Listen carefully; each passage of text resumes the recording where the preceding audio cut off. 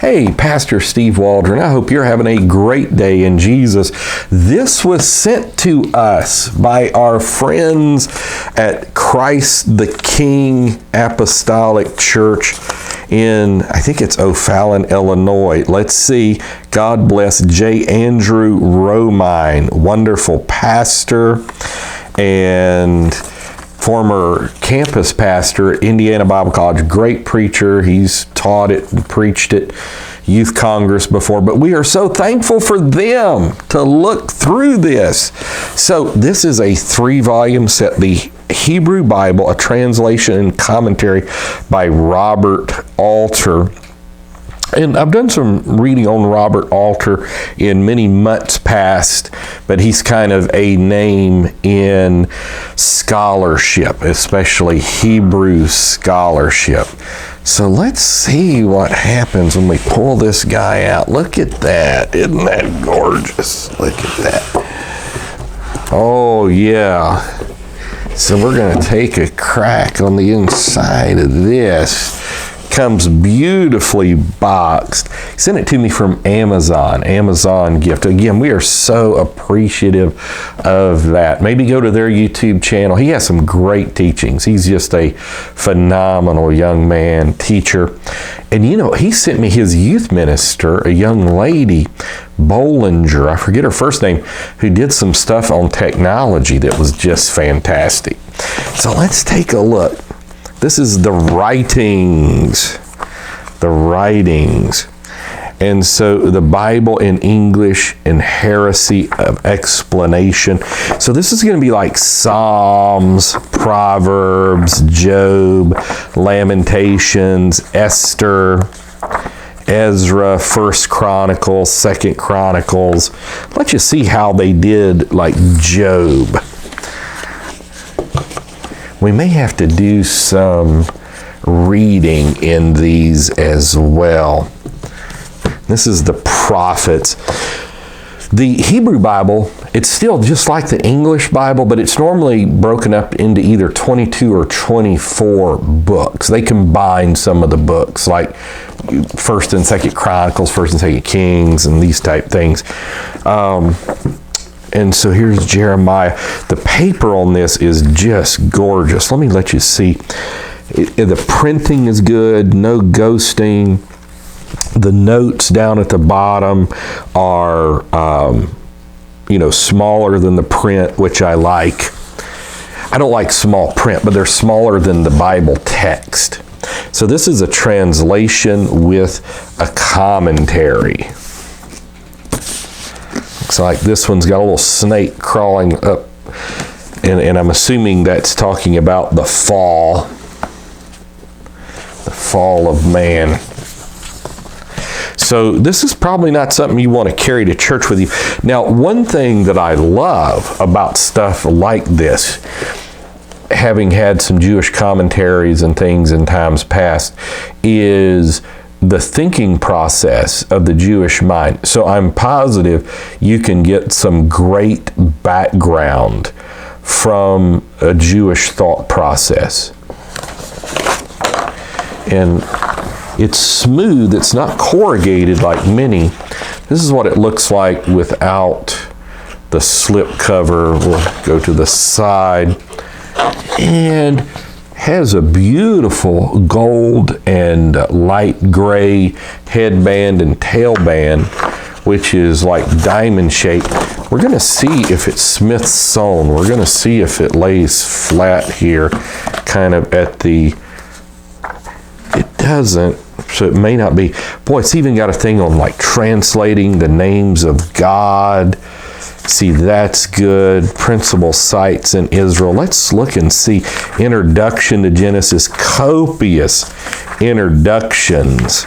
So I'm assuming he does that with every book. And so let's see what he has to say. Brother Romine had sent some things. So So let's see here. Human, the term Adam means consistently with a definite article, which is used both here and in the second account of the origins of humankind, is a generic term for human beings, not a proper noun. It also does not automatically suggest maleness, especially not without the prefix ben, son of. So the traditional rendering man is misleading. Exclusively male Adam make nonsense in the last clause of verse 27. Hold sway, and I would probably disagree with a lot of that right there. The verb radah is not the normal Hebrew verb for rule. And in most of the contexts, that which occurs suggests absolute fierce exercise or mastery. Boy, that is just some fascinating thinking processes here. Let's see how it translates Genesis 1:26 and 27. God said, let us make a human in our image, by our likeness, to hold sway over the fish of the sea and the fowl of the heavens, the cattle and the wild beasts, and all the crawling things that crawl upon the earth. And God created the human, that's interesting translation, in the image God created, he created him, male and female, he created them, and God blessed them, and God said to them, be fruitful and multiply, fill the earth and conquer it. Let's see what one means. One and one. When God began to create heaven and the earth was then welter and waste, and darkness over the deep, and God's breath hovering over the water.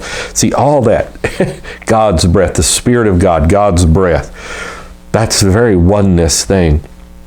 And it goes back to inspiration, is like God's breath, like getting the Bible inspired. A lot of neat stuff. But when God began to create heaven and earth, not heavens.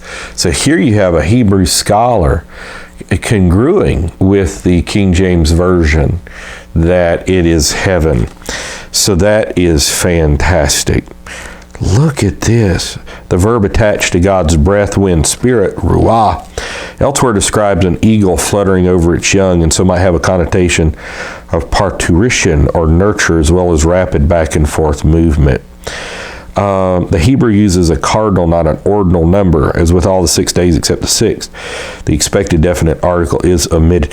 So just incredible amounts of information. Now, you're obviously going to have what I would consider a somewhat liberal slant in these type things, but a ton of information, a lot of it some very useful information as well. Just looking at, let's see how he does the Shema, Deuteronomy 6:4. Let's look at this. And it is like paragraphed form, except I guess in poetry, which a lot of them do, and maybe some of the writings. So it's kind of hard to just follow along. Hear, Israel, the Lord our God, the Lord is one, and you shall love the Lord your God with all your heart, with all your being, with all your might. These words that I charge you today shall be upon your heart. See scripture memory, and you shall rehearse them to your sons and speak of them when you sit in your house and when you go on your way and when you lie down and when you rise. See, that's good. Let's read what it's the commentary on Deuteronomy 6:4. This entire passage through to verse 9 has been aptly described as a catechism, and it entirely fits its character as an exhortation to hew to God's teachings, that it later should have been incorporated in the daily liturgy, recited twice each day in Jewish worship. Isn't that fascinating? They would, Hear, O Israel, the Lord our God is one Lord. They would say it twice every day, I guess, emphasis here. That famous story of they couldn't tell which babies after World War II were Jewish babies and which were Gentile babies, and the rabbi in the town said, I can tell you which ones. And so the rabbi walks in and just starts to quote the Shema, Hear, O Israel, the Lord our God is one Lord. And all the Jewish babies began to say, Mama, Mama. because they get that. Amen. Like Moses' mother, you're not an Egyptian. Some translators rend ahad one as alone, but the evidence that this common Hebrew numeral term ever meant that is questionable. The statement stands then as has been traditionally construed as a ringing declaration of monotheism. Both Rashi and Abraham ibn Israel point to Zechariah 14:9. In that day there shall be one Lord, one Jehovah, and his name one, as an indication that in days to come the Lord our God will be recognized as the one God by all. Wow. See, and that's the type of information, man, I thank Brother Romine enough for this. The paper is just exquisite. It's like a cross between book paper and Bible paper. It's unreal. And so this was a gift, so I don't really know how much it is. I mean, it had a price on the back, but normally you wouldn't pay that price. Where did I see that price? It was $125 or something. It was on the back of one of these guys. No, it wasn't the back there. I was almost sure I saw a price on here. Just put out by Norton. And look at this, printed in the United States of America. Impressed with that.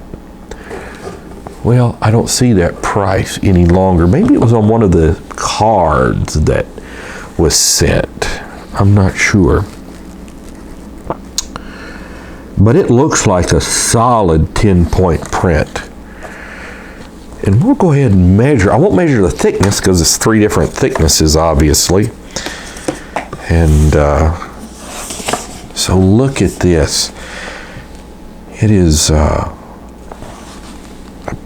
9.5 inches high and about 6.5 inches wide. So that's fascinating.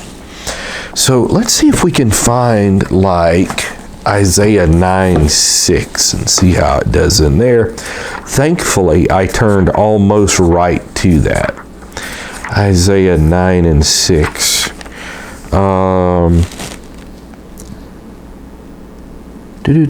For a child has been born to us, a son has been given to us, and leadership on his shoulders. His name is called Wondrous Counselor, Divine Warrior, Eternal Father, Prince of Peace, making leadership abound in peace. Oh, look at that divine word. The string of epitaphs has been associated by many generations of Christian commentators and readers with Christ. And looking for what it has to say about the Father in there. Let's see what it says about 12, chapter 12. Because chapter 12, springs of deliverance. Let it be known through all the earth. This is a recurrent theme in biblical literature, God's powerful intervention in history on behalf of his people, Israel. Oh, man. So let's read chapter 12. Brother Mallory's trying to show me how much that cost. And let's see. It is $59.99. So it was $125 wherever I saw that price. And let's see. It's $59.99 hardcover.